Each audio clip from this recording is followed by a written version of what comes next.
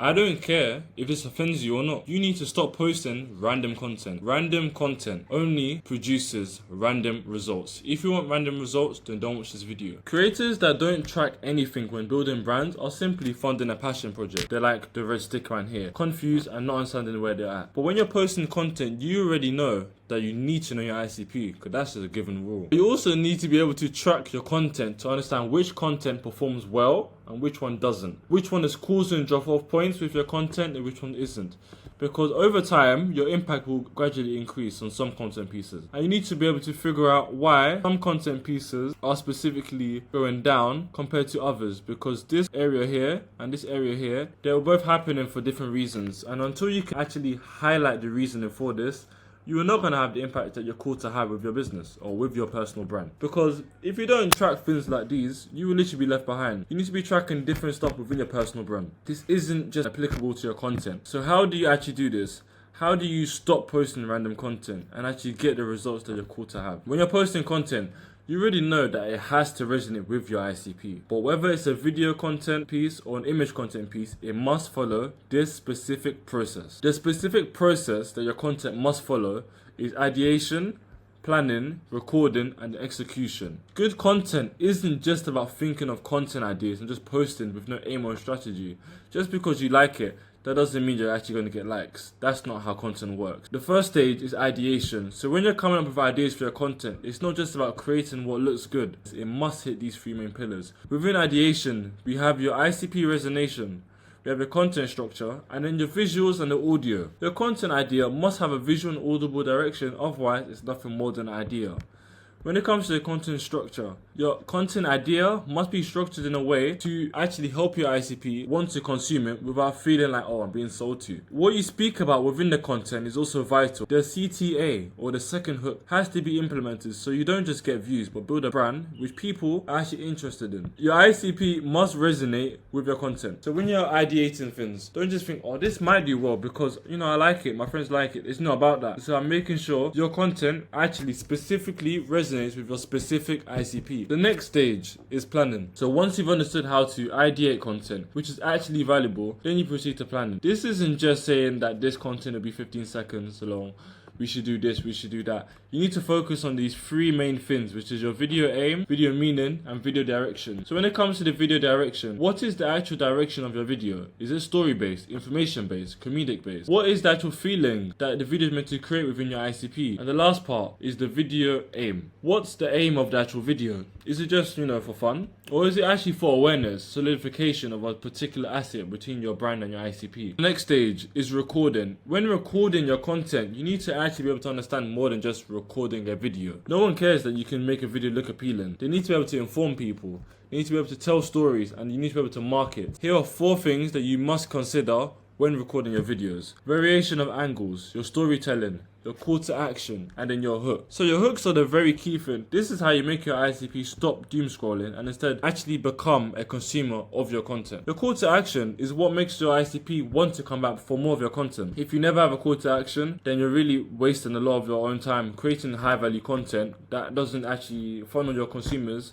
back into your content system. And the storytelling is how you get your message across to your ICP. If you brand yourself in an effective way, your ICP must know who you are. If you don't brand yourself in a specific way, then your ICP will never know. The less time it takes for you to convey that message, the better it's going to be for you. Variation of angles. This is about using different angles like wide angle shots, Dutch angle shots, POV shots, establishing shots. Good content doesn't just have to look good. It actually has to tell a story through the visual aspects, which is why a variation of angles is very necessary. The very final step which you must focus on when it comes to your content pieces is your execution. Executing your content pieces to the highest level is simple. There's lots of fluff about what you should do, but here's 3 things that you must do. You need to have good visual composition. You need to have engaging pacing, and these are the extra things which we're going to. When it comes to your good visual composition, this is things like rule of thirds. You need to understand what that means. So on your camera, you typically have a grid similar to like this. You don't want your subject to just be there in the corner randomly sometimes. Make sure that you're placing it in positions which make sense. So you place it on the grid lines, in the center parts and the outer part. But the more that you practice with your videography skills, the more you understand what works and what doesn't. So the foreground is very simple to understand. It's literally just the thing that's in front of the camera, slightly blocking the viewpoint, but still allowing you to focus on what's behind that. Leading lines, let's just say I have a building here, okay?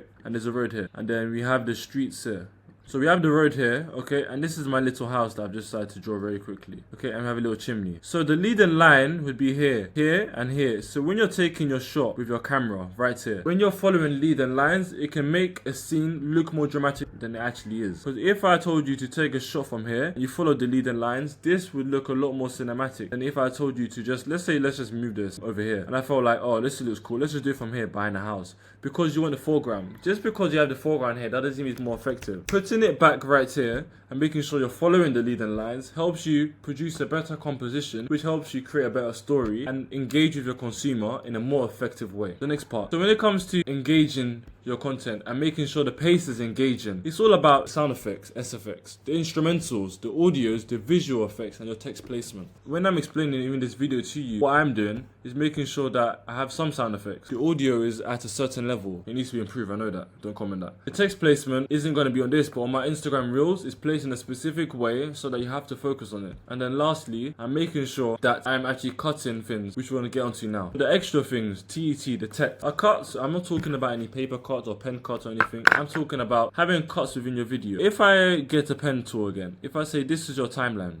and this is you speaking. Let's say you spoke for 3 minutes and 30 seconds. What a professional editor would do, or someone that is really trying to build a brand that is more effective, they'll cut it into little parts and little sections. Why? People have short attention spans. So within each small cut, what you'd have is you have a small window. So here, you have some sort of zoom out. Here, zoom in. Here, zoom out. And you continue. Because of the fact that people have short attention spans. If you can't understand this, there's not going to help in your brand. If you're not utilizing these 3 things, then trust me, your execution is going to be poor and your content pieces will always under-deliver. Once you follow these 4 main steps, ideation, planning, recording, and execution, you'll start to be able to post intentionally for your brand instead of content that just looks appealing. Because it doesn't actually matter if you get lots of views or not. What actually matters is how your content resonates with your ICP, how it brings impact, and how it converts those views into revenue. Because there is nothing worse than getting hundreds of thousands of views and then actually making nothing. Because of the fact that your content is optimized just for views. So yeah, you carry on growing,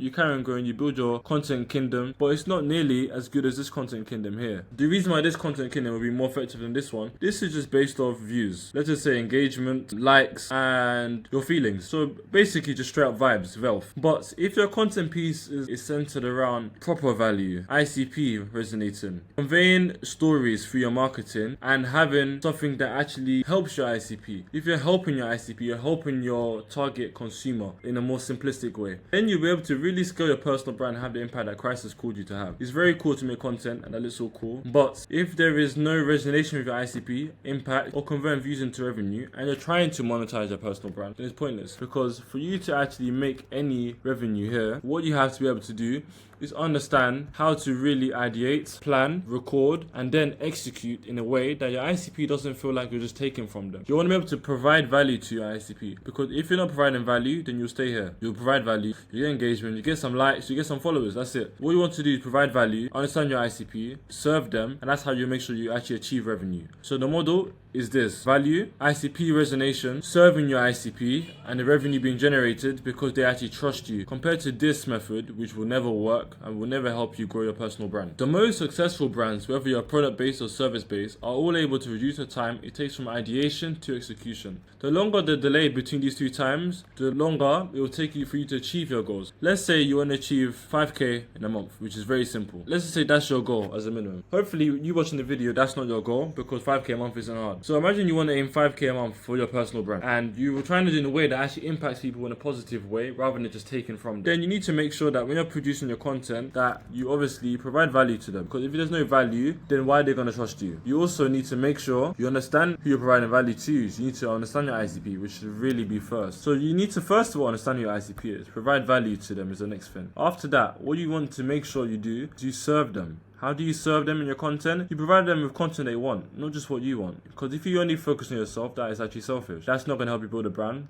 That helps you build a dictatorship. And if that's what you're trying to build, then I don't want to work with you. I want to work with people that actually are trying to build brands that impact and are meaningful. So if you think that you want to work with me just because you want to make profit, then we're not a good fit. I want to build brands of people that actually want to impact this world and have a positive impact. It says in 1 Peter chapter 4 verse 10, we're all meant to be good stewards of God's grace. And that's what I'm making sure I'm doing. By helping people that don't understand how to properly facilitate their personal brand and benefit other people whilst also making profit. So if you're aiming for 5k a month, then that's fine, but that's what you just do. People are aiming for 5 figures a month, so let's just say 10, 20k. You need to make sure that you're doing all of these. The difference between people that are going to be doing 5k a month and then people doing 10 to 20k a month is that you're doing on a much larger scale. You need to go from your ideation to the planning to your recording to the execution in a shorter time frame, because this is how you allow people to really get to know who you are through your personal brand. Your content resonates with them and they keep seeing you. If this is something that you're interested in and you actually want to scale your personal brand, comment the letters IP. I hope this video helped you. For anyone that's really trying to scale to 5-figure months, obviously there's a link